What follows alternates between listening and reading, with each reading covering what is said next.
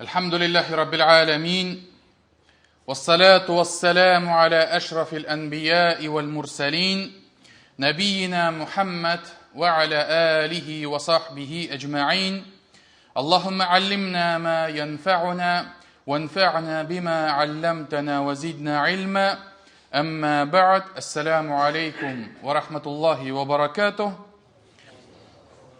Сегодня на этом уроке я хотел бы рассказать про распространенную болезнь, про распространенную проблему, которая есть у всех у нас, и у меня в том числе. Поэтому ругать буду не только сегодня вас, да, и себя тоже буду ругать, иншаллах. Поэтому сегодня я хотел бы поговорить о такой вещи, как хмурость, как отсутствие улыбки, как отсутствие радушия. И пророк Мухаммад, саллаллаху алейхи вассалям, для всех нас, безусловно, является лучшим примером человека, друга, отца, мужа и пророка, саллаллаху алейхи вассалям, предводителя, имама. И вся его жизнь, она, безусловно, содержит в себе только лишь лучшие наставления, лучший пример для подражания. В книге Сира ибн Хишам приводится такая история, что когда посланник Аллаха, саллаллаху алейхи вассалям, открыл Мекку, да, и очистил Каабу от божеств, от различных идолов, да, и делал таваф. И один из людей, Фадаля ибн Умайр аль-Лейфи, который на тот момент был многобожником, вот из-за того, что он видит, как бы, да, вот зашли в Мекку, да, полностью Каабу очистили там и так далее, да, у него взыграла, видимо, вот это вот то ли злость, то ли обида, и он решил убить пророка, саллаллаху алейхи вассалям. И приблизился к нему и увидел, что посланник Аллаха, саллаллаху алейхи вассалям, делал таваф вокруг Каабы. И когда приблизился к нему, подошел к нему, посланник Аллаха повернулся к нему и сказал: «Я Фудаля, о Фадаля, ты что сейчас задумал делать? Что у тебя сейчас на душе? Что ты сейчас хочешь сделать?» И Фудаля растерялся от этого, потому что это были же его мысли, это было в его голове, да? Он никому об этом не говорил, и растерялся и говорит: «Ничего, я, говорит, поминаю Аллаха, делаю, говорит, зикр». И, услышав это, посланник Аллаха рассмеялся. Засмеялся и потом сказал: «Астагфируллах», и положил, говорит, свою руку на мою грудь так, что, говорит, мое сердце успокоилось. Мое сердце успокоилось, и клянусь Аллахом, когда он поднял мою руку, когда он поднял свою руку с моей груди, то он стал для меня самым любимым созданием Аллаха на всей земле. И вот этот вот пример, да, что пророк, саллаллаху алейхи вассалям, он, конечно же, он сам не знал то, что люди что думают. Ему об этом сообщил Всевышний Аллах через своих ангелов. И знает скрытое и сокровенное лишь единый Аллах. И кому он пожелает из ангелов или пророков, он предупреждает, сообщает. Но ни ангелы, ни пророки и посланники не знают будущего, не знают сокровенное. И даже ангел Исрафиль, это тот ангел, который дунет в рог, в первый раз возвещая людям то, что наступает судный день, и дунет во второй раз в рог, чтобы возвещать, что люди уже начнут воскрешаться, даже он не знает, когда наступит судный день. И он будет ждать от Всевышнего Аллаха приказа, что вот, началось, дунь в рог. И поэтому посланник Аллаха, саллаллаху алейхи, об этом не знал, но ему сообщил Всевышний Аллах, и посланник Аллаха, вот представляете, да, как бы поступили мы, если бы мы узнали вдруг, что такой-то человек, да, имеет плохие намерения в отношении нас. Да? Как бы поступили мы? Но посланник Аллаха, саллаллаху алейхи вассалям, своей добротой, своей улыбкой, да, он полностью, ну, если так можно выражаться, обезоружил этого человека. И более того, этот человек, он был многобожником, да, и после этого стал мусульманином. После этого ему посланник Аллаха, саллаллаху алейхи вассалям, стал самым любимым человеком в этом мире. И поэтому, уважаемые братья, вот сила улыбки, на самом деле мы ее иногда, ну, буквально недооцениваем. Она настолько сильные изменения может привнести. И между прочим, когда мы улыбаемся, да, и кому-либо, да, это от нас не требует никаких затрат. Пару мускулов на лице, может быть, и напрягутся, да, но все остальное тело этого даже не почувствует. Тем более это не ударит никаким образом ни по нашему карману, ни по нашим деньгам, накоплениям, имуществу, да, это ничего не стоит. И когда человек улыбается, с ним даже разговаривать приятно. Если бы он был бы такой хмурым, таким злым, да, брови там такие опущенные, да, никак не улыбается, то от таких людей, как правило, с ним долго разговаривать, долго каких-то дел иметь не хочется. Побыстрее от него хочется уйти. А смеющийся человек, улыбающийся человек, он наоборот предрасполагает к себе. Появляется какая-то симпатия, да, то есть как будто этот человек, да, от него веет добром. И мы сами того не ощущая, сами того не осознавая, мы как будто пытаемся с ним связаться и пытаемся с ним поддерживать отношения. И поэтому ученые сказали, улыбка – это тот подарок, который может сделать каждый в отношении другого, и это то внимание, и это та радость, которую мы можем внушить другим людям. И поэтому улыбающийся человек – это на самом деле щедрый человек. Это тот человек, который может проявить эмпатию. Это тот человек, который может повлиять на другого. Так ведь? И посланник Аллаха, саллаллаху алейхи вассалям, этому является лучшим примером. И поэтому и улыбающийся человек, он радуется не только тогда, когда ему хорошо, когда он сам сытый, когда у него все хорошо, деньги получил, зарплату получил, то, да. Нет. Значит, когда он улыбается, он может радоваться счастью других людей. Что-то с тобой хорошо произошло, и ты об этом и сообщаешь другому, и он говорит, машаллах, да, и у него улыбка на лице расползается. Это разве не хорошо? Да? И более того, один из признаков того, что человек завистник, да, когда с тобой происходит что-то хорошее, что-то такое, да, у него наоборот, что? Ты татарчайт нашли, бүтін юзі қиылып түші. Да? Когда у него полностью как бы брови хмурятся, злость появляется, и ты видишь как бы, да, то, что это ему неприятно. Это на самом деле и есть суть завистничества. Когда человек испытывает терзание, когда у него на душе плохо, кошки скребут, из-за того, что кому-то от этого лучше, кому-то от этого хорошо. Улыбка – это не только радость, какая-то эмпатия, отношения между людьми. Улыбка мусульманина – это еще и айбада, это еще и поклонение, это еще и награда, которую мы получаем от Всевышнего Аллаха. Посланник Аллаха, саллаллаху алейхи вассалям, во многих своих хадисах он побуждал нас, призывал нас к тому, чтобы мы улыбались. И улыбались чаще. Посланник Аллаха сказал, «Ля тахкиранна миналь ма'руфи шей'a». Не пренебрегай ничем из благих дел, которые ты можешь сделать. «Валяу ан талqa ахака биwajhin талик». Даже если это будет просто встречать твоего брата с радушным лицом, с улыбкой на лице. И поэтому вот посланник Аллаха сказал, не пренебрегай ничем из благих дел, значит аналогия, улыбка своему брату, это тоже есть благое дело. Это тоже есть айбадат. И в другом хадисе посланник Аллаха, саллаллаху алейхи вассалям, уже более четко и конкретно назвал улыбку садака. Посланник Аллаха сказал, «Табассумука фи ваджхи ахика ляка садака». Твоя улыбка в лицо твоему брату – это и есть садака. Когда мы говорим садака, у нас все внимание сразу же возвращается, приковывается к деньгам. Это, как правило, в народе, да, это вот железный ящик, это мечеть, это нуждающийся, это то, это все, да, пришел, рубль отдал, положил, да, все, это садака.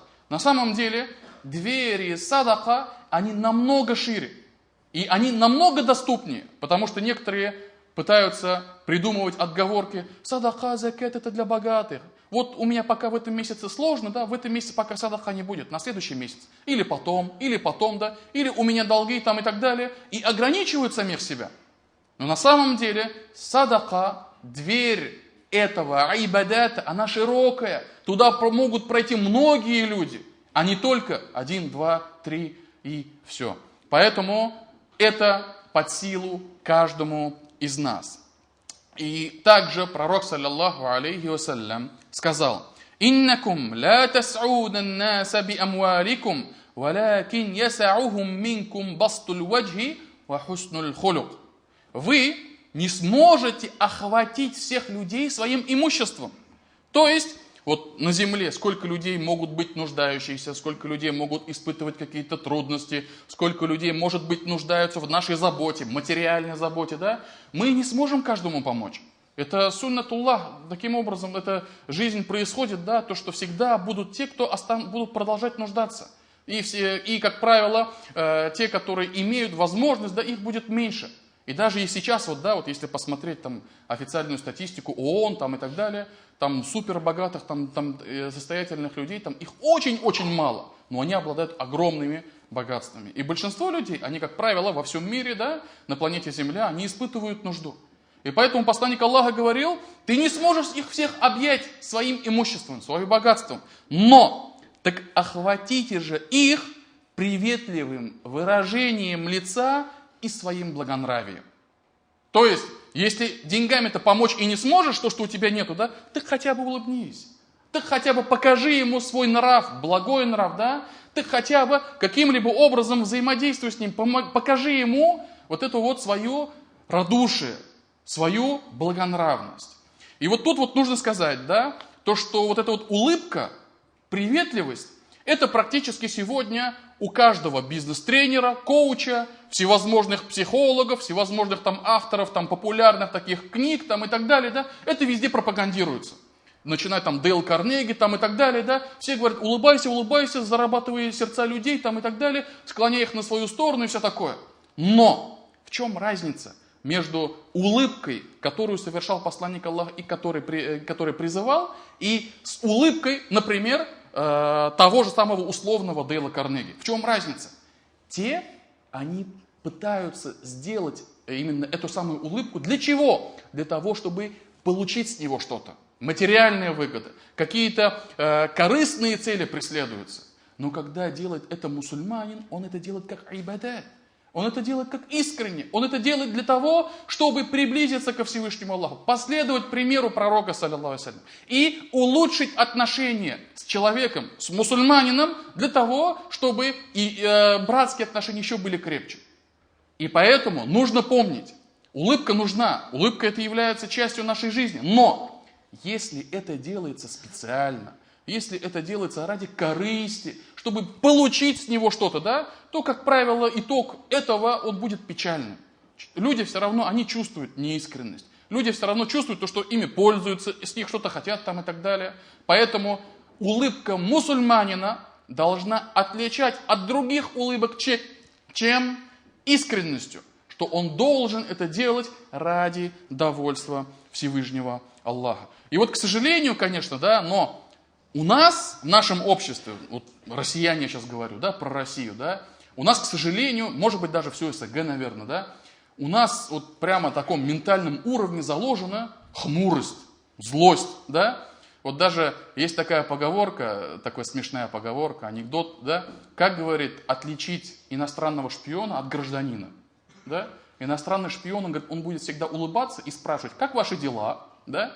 А наши люди, они будут такими злыми глазами, там это, да, не улыбаться, ничего, да. На самом деле так и есть. Я вот недавно был в одном городе на берегу, и там как бы отстроили очень хорошо набережную, которая выходит на Волгу. Очень классно сделали, машаллах, табаракаллах, парк прямо крутой, дорожки там, да, такой вид прямо, Волга красивая, машаллах. И что, я вот как сказать, вот иду, да, и что начал замечать? Вот навстречу мне идут люди, и, как правило, пожилого возраста, видимо, тоже приехали посмотреть там это, да, и вот специально иду, смотрю, и никто навстречу не улыбается. Никто вообще как не этот, да, все какие-то злые, все на что-то обиженные, все там что-то у них там что-то случилось. А хотя вроде красота, парк, деревья растут, цветочки, да, речка течет, такой красивый, шикарный вид, да. И что? Это никого не радует. Это никого не цепляет, это никому настроение не поднимает, все вот такими этими идут, да. Я уж, не знаю, подумал, может, я, наверное, как-то так выгляжу, там что-то вселяю в них страх, что ли, какой-нибудь там это, да. И вот навстречу человек 15-20 прошли, да, ну, потом уж я ушел с этого места, да, и никто не улыбнулся. Субханаллах. Поэтому это, конечно же, проблема, с которой мы с вами должны бороться, искоренять ее. И в первую очередь, конечно же, должны начинать с самих себя. И сам посланник Аллаха, саллиллаху алейхи вассалям, когда сподвижники отзываются о нем, они говорят то, что всегда, когда он меня встречал, например, в одном из хадисов, да, это сподвижник Джарир ибн Абдулла аль-Баджили, он говорит, посланник Аллаха, когда меня встречал, всегда улыбался. Сколько я с ним взаимодействовал, сколько я к нему приходил, разговаривал там и так далее, он всегда улыбался. И более того, посланник Аллаха, саллиллаху алейхи вассалям, улыбался даже тогда, когда он был злой. Вспомните историю 3 сподвижников, которые отсутствовали в битве при Табуке.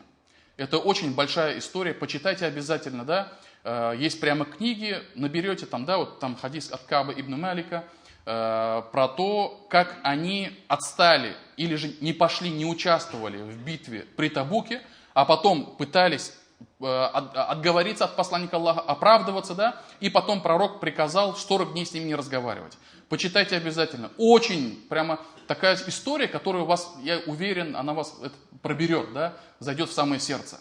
Так вот, и Кааб ибн Малик, это 3-й сподвижник, который отказался, по разным причинам остался в Медине, не пошел на битву при Табуке, да, сидел дома, и после этого, когда вернулись, лицемеры, которые точно так же отмазались, да, они говорили различные отговорки там, и так далее, и посланник Аллаха принимал, и ничего не говорил.